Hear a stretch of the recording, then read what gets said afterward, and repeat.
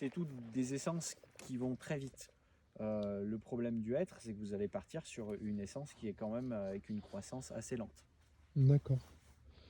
Et le robinier, aujourd'hui, de toute façon, c'est quelque chose qui prend sa place dans la.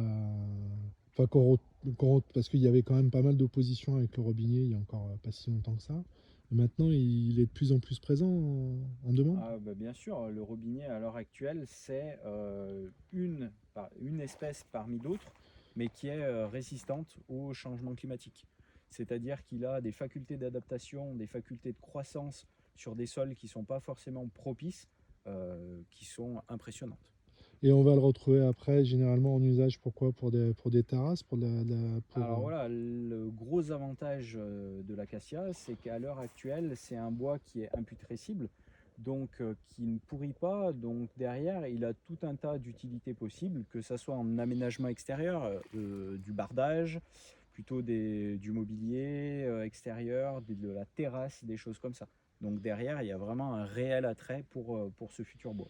Donc il vient directement en concurrence avec les bois exotiques qu'on pourra importer. Exactement, et puis de toute façon, les bois exotiques, enfin l'importation des bois exotiques à l'heure actuelle, c'est pas quelque chose qui va être très pérenne. Et là, on a une réelle alternative à ces importations. Et pour une fois, on peut faire du bois franco-français. Et c'est du bois franco-français qui généralement devient utilisable, entre guillemets, au bout de combien d'années? Alors, c'est variable selon ce qu'on veut faire en termes de bois fini, mais un acacia qui se plaît dans des bonnes conditions, déjà au bout d'une soixantaine d'années, on arrive à faire quelque chose de convenable. D'accord, ok. Donc là, on a de l'acacia, là, on a du sycomore, C'est ça, l'érable sycomore. de l'érable sycomore. Et la particularité de l'érable sycomore, hormis le fait que généralement on le trouve assez élégant quand il est en arbre d'alignement ou quand il est en parc, Mhm. quand on le retrouve aujourd'hui en forêt, par exemple, c'est quelque chose qui présente quel intérêt? Alors, souvent, l'érable sycomore, c'est un arbre qui s'acclimate à l'altitude. Donc là, nous, on est quand même à 850 mètres. C'est pour ça qu'on produit souvent des plantes qui sont résistants aux hautes altitudes. En plus, en termes de qualité de bois, on est sur un bois qui est équivalent au chêne. Donc, D'accord. avec des qualités en termes de bois de chauffage qui sont très bonnes. Et derrière, bah, bien sûr, tant le fait que le bois est bon, que derrière, il a une grande résistance aussi à l'altitude et aux variations de climat, en font un arbre très résistant. D'accord. Ben, quand on dit qu'il est comparable au chêne, c'est au niveau de la densité de son bois, c'est au niveau de. Voilà, D'accord. après, c'est en termes de classe de bois de chauffage. D'accord. Et en bois de construction ou en bois pour un usage, soit bois indus, soit bois d'œuvre, c'est quelque chose qui fonctionne. Oui, alors ça peut fonctionner, mais bon, à l'heure actuelle, le marché du bois d'œuvre en France sur du feuillu, il n'est pas très très développé. Donc du coup, bon, c'est pas vraiment ce qui est très recherché, mais on peut toujours valoriser. S'il y a une bonne sylviculture, on peut toujours valoriser n'importe quelle essence. Ok. Donc là, on a vu le robinier, on a vu le sycomore. Un peu plus loin, là-bas, on retrouve sur la. L'érable plane. Il y a de l'érable plane. Ben, on va aller le voir, l'érable plane.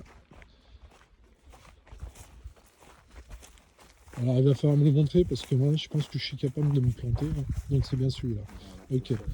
j'avais pas faire d'erreur avec sa feuille reconnaissable. Et là, on est sur quelque chose qui pousse aussi vite ou moins vite que le sycomore. Parce qu'on a Non, l'impression qu'on est sur les.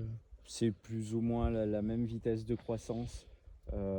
Alors avant, l'érable plane s'acclimatait moins aux hautes altitudes, mais avec le réchauffement climatique, là, c'est un plus en train de se niveler. Derrière, l'érable plane va plutôt dans des sols un petit peu plus frais que l'érable sycomore, qui lui tolère des climats peut-être un petit peu plus séchards. D'accord. Mais sinon, on est sur deux cousins hein, qui sont très proches. Avec les mêmes qualités au niveau du bois que le sycomore ou un peu moindre ou un peu plus. Ça, il faudrait se renseigner.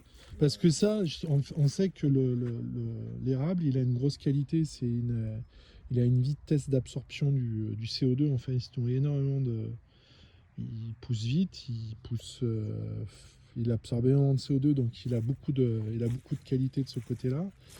qui est un peu comparable à ce que va savoir faire également l'acacia, le robinier. Et là, on est en train d'arriver sur des petits hêtres. Sur des petits hêtres. Alors ça, avec Forester, on en a planté il n'y a pas longtemps dans le Pilat pour remplacer du résineux. On verra si sur les nouveaux projets, on va pouvoir continuer à faire du hêtre parce que c'est quelque chose qui a fait partie de nos paysages. C'est quelque chose qui a aidé énormément les agriculteurs depuis des siècles et des siècles, qu'on avait un petit peu éliminé du paysage parce que on ne sait pas trop. Mais il avait commencé à disparaître au profit de résineux qui poussaient peut-être plus vite. Là, on est en train de remettre. Là, par exemple, typiquement, ces hêtres-là, s'ils ont une destination potentielle, ça va être dans le coin, ça va être dans le Pilat, ça va être... Potentiellement, ça va être surtout dans les zones de montagne.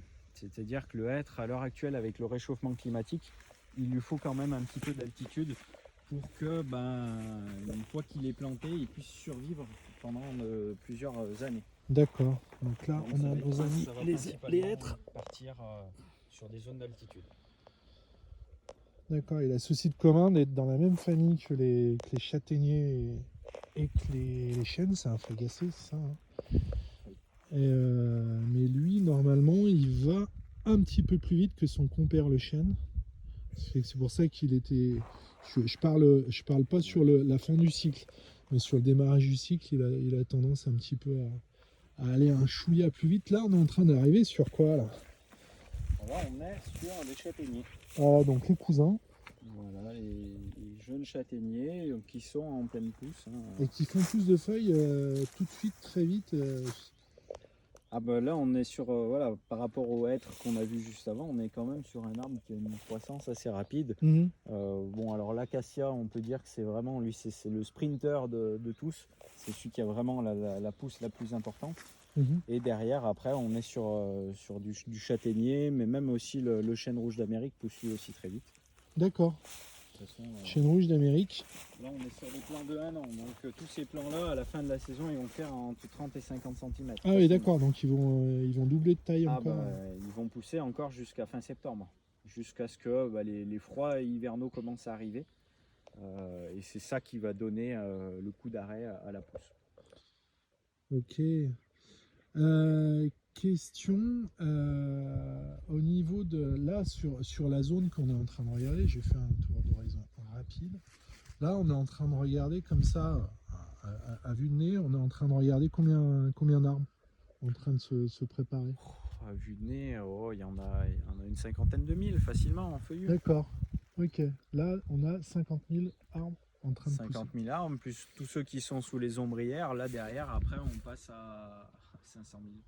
Et puis là-haut, on a notre pote, le Milan, qui est en place. C'est pas les mêmes types de cultures. Là, on a la particularité de semer les feuillus en ligne directement, alors que les résineux, plus à gauche, eux, sont semés en planche de semis. Donc, il y aura une densité qui sera bien plus importante sur du résineux en planche que sur du feuillu qui est semé en ligne comme ça. D'accord. Donc, sur cette partie-là, du feuillu 50 000, sous les ombrières 500 000. 500 000. Voilà. 500 000 résineux. 1 pour 10. Donc là, il y a de quoi faire de la forêt. Sous les ombrières, là-bas, on retrouve quoi essentiellement? On retrouve quoi? Du mélèze? Sur cette partie de la pépinière, non, on a beaucoup de douglas. D'accord. On a aussi des pins, alors que ce soit du pin sylvestre, du pin de Laricio. Ouais. On a aussi un petit peu de Norman. Et de l'autre côté de la haie, on est plutôt sur la zone où là, il y a les mélèzes, plus tout ce qui est sapin, épicéa. D'accord. Et cèdre aussi. Ok. Il y a un arbre dont on parle actuellement, c'est Salzman, non? Il n'y en a pas là? Le pin de Salzman. Alors, on en a fait l'année dernière, mais ça dépend de l'approvisionnement en graines. D'accord. Le pin de Salzman, c'est un pin noir. Donc, il fait partie de toute cette famille des pins noirs, alors que ce soit le pin Laricio de Corse, le pin noir d'Autriche, le pin de Calabre ou alors le pin de Salzman. D'accord. Mais c'est juste qu'ils ont des implantations géographiques différentes. Et des altitudes différentes?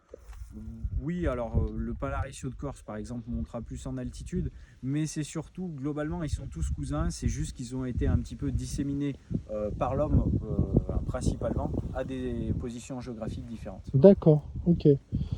Ok, oui, parce que le pin noir d'Autriche, à l'origine, il était arrivé là en France à l'époque de... Enfin, il était déjà là depuis très longtemps, mais il a été boosté par la volonté de Napoléon III Mhm. d'assécher d'un côté certains marais putrides, et puis également aussi de faire du bois pour pouvoir faire du bois de mine, en fait. Alimenter voilà, des chantiers de Chantier de mine. construction et chantier de Voilà. mine, ouais, exactement. Après, il a la particularité, le pin noir d'Autriche, de s'adapter plutôt sur des sols calcaires, D'accord. alors que le pin lariceau de Corse, on est plutôt sur des sols acides. Mhm. C'est pour ça que le pin noir d'Autriche, on le retrouvait dans la Marne, où il n'y a quasiment plus de forêt. Maintenant, il n'y a plus que des cultures céréalières, mais à la fin avant la Première Guerre mondiale, c'était couvert de bois, ce qui a aidé d'ailleurs à faire malheureusement les tranchées de la guerre de 14-18. Mm. Pour revenir ici, bon là, on a le cousin d'Amérique, le chêne rouge. Mais le chêne, on ne le retrouve pas parce que c'est quelque chose qui pousse différemment, c'est quelque chose qui pousse trop simplement, c'est quelque chose qui... Le chêne. du chêne pubescent, du chêne Le Cécile. Cécile, Ouais. alors on en a, mais qui n'est pas ici sur une autre pépinière. D'accord. Après, le chêne Cécile, disons qu'on est aussi sur une essence qui est résistante au changement climatique. Mm. Rien à voir avec son cousin, le pédonculé, qui Oui. lui, actuellement en France, subit des forts dégâts Ouais. suite aux sécheresses estivales à répétition qu'on a connues. C'est deux chênes, mais il y a vraiment quand même une grosse différence de croissance. Le chêne rouge est très vigoureux, même pas assez vigoureux, très vigoureux. Ouais. Alors que le chêne Cécile, on est plutôt sur une essence où il prend un petit peu plus son temps. Ouais. Pour revenir sur le chêne rouge, quand même, jusqu'à maintenant, on s'en servait essentiellement comme d'un arbre, on va dire, d'ornement, de parc ou d'alignement. Mhm. Maintenant, on le retrouve en forêt. C'est quelque chose qui s'est mis en place, qu'on voit apparaître depuis peu. Il y a des retours par rapport à ça, où on est en train simplement de tester, de voir si les choses vont fonctionner. Alors, nous, dans notre secteur du Massif central, il a fait sa grosse apparition après la tempête de 99. Ça a été une des essences qui a été beaucoup reboisée dans le secteur pour des caractéristiques, notamment de croissance très vigoureuse. Après, derrière, dans le centre de la France, il y a quelques peuplements qui sont arrivés à maturité. Alors, il faut faire un petit peu attention au chêne rouge. Ça peut être, dans certains cas, un défaut, dans d'autres cas, un avantage. C'est-à-dire qu'il fructifie très vite. C'est-à-dire que s'il est dans une bonne année, il va vous faire des petits chênes rouges très rapidement. D'accord. Donc voilà, ça peut être considéré, tout comme l'acacia et à juste titre, comme deux essences qui sont un petit peu invasives. Envahissant, pas invasif. Invasive, voilà. Après, Envahissant, juste. Non, enfin, je sais pas, moi, d'ailleurs, j'ai gagné un pari avec l'ONF par rapport à ça, parce que, ils me pardonneront de dire ça, mais ils le considéraient comme invasif, une essence invasive, pardon, et en fait, il est rangé dans la catégorie envahissant, au même titre que son voisin ici, le chêne rouge, qui est envahissant, mais pour qu'il soit invasif, faut qu'il ait pas de limite. Et alors la particularité dans ce qui avait été testé, c'est pour l'instant, j'en conviens, et j'ai pas votre science, mais dans la littérature qu'on a pu trouver, ces deux arbres-là se font suffisamment concurrence en fait pour se limiter. Et souvent, on peut se servir de la ceinture du chêne rouge autour de l'acacia pour l'empêcher de l'un et bourgeonner. l'autre vont se toiser Ouais, et en fait, limiter. ça va bloquer le dragonnage. En fait, la pêche qu'a le chêne rouge à vouloir justement fructifier va bloquer le dragonnage qui peut arriver assez vite avec C'est pour ça qu'à l'heure actuelle, il y a beaucoup de tapage, notamment médiatique, sur les symbioses qui se passent entre les arbres. Mmh. Mais dans certains cas, on a aussi des réelles concurrences. Quand on tombe vraiment sur deux arbres qui ont un petit peu cette faculté à se propager très rapidement, s'ils tombent sur un adversaire qui a autant de force qu'eux, voilà, ils s'imposent en respect l'un l'autre. Et du coup, il n'y aura pas ce phénomène justement d'arbres qui envahit. Puis l'autre intérêt également, c'est qu'ils sont sur des sites qui sont assez... on va avoir ici un arbre qui va arriver entre guillemets à pleine maturité, qui est un pionnier, qui est l'acacia, qui va être à partir de 60-70 ans justement plein de badin, pleine forme. Et lui va être aussi en pleine forme, mais lui, la vocation a duré beaucoup plus longtemps parce qu'il est absolument pas pionnier. Enfin, c'est pas sa vocation, se laisser tomber en sol et d'azoter.